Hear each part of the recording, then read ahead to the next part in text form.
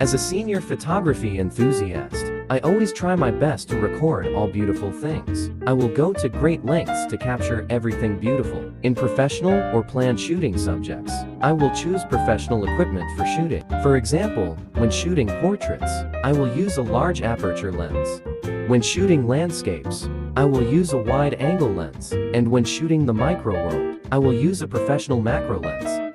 However, I've found that during many trips, there are many unexpected, beautiful things. When you suddenly come across something wonderful, it's impossible to bring all the equipment from home to the scene. Also, considering the need for immediate social media sharing, such as posting on FB or IG, if you use a camera to take photos, you may need to spend some time going back to sort out the photos and then process them before posting. At the scene, it's hard to express your excited mood through professional equipment, so at this time, I rely more on my mobile phone to supplement and record these images. In recent years, with the continuous efforts of mobile phone manufacturers, both the wide-angle and telephoto ends of mobile phones have been greatly improved.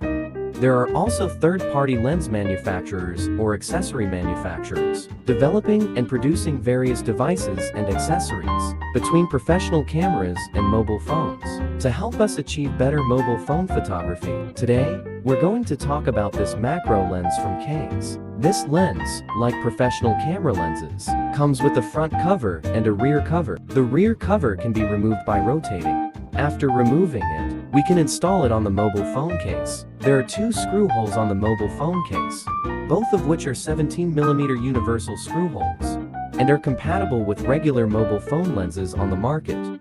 Generally, when installing, we choose the main camera lens, because the imaging of the main camera is superior to that of other telephoto or wide-angle lenses.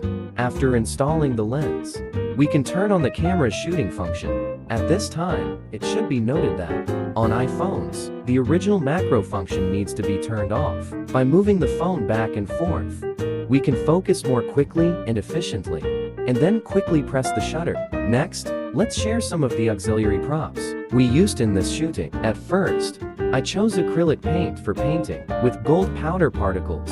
After adding an appropriate amount of water and diluting the paint in the water, it forms a flowing effect like quicksand. The finished photos show an effect similar to a starry sky, due to the use of different paint colors, where the colors blend under the action of water and with the effect of the particles. It looks especially like a large-scale starry sky scene, with rich colors. Adding bubbles makes it even more interesting. So for the second shooting, I chose a transparent water cup. If possible, use a cold tone light, and choose something like foaming hand soap to create a lot of bubbles in the cup, and then shoot with the macro lens. For the third shooting subject, I chose a transparent acrylic board. Spray water droplets on the board, and shoot with the macro lens. If there is no professional fill light, you can use a flashlight, a table lamp, or adjust the color of the mobile phone screen to illumine it. In this way, the photos you take will have a very beautiful color atmosphere.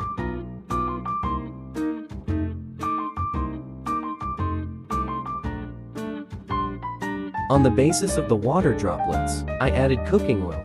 The mixture of oil and water can create new luster and colors. Then I thought of shooting something moving. This time, the shooting subject is an eyed spot mantis. With the cooperation of the mantis and the addition of a table lamp, the effect is really great.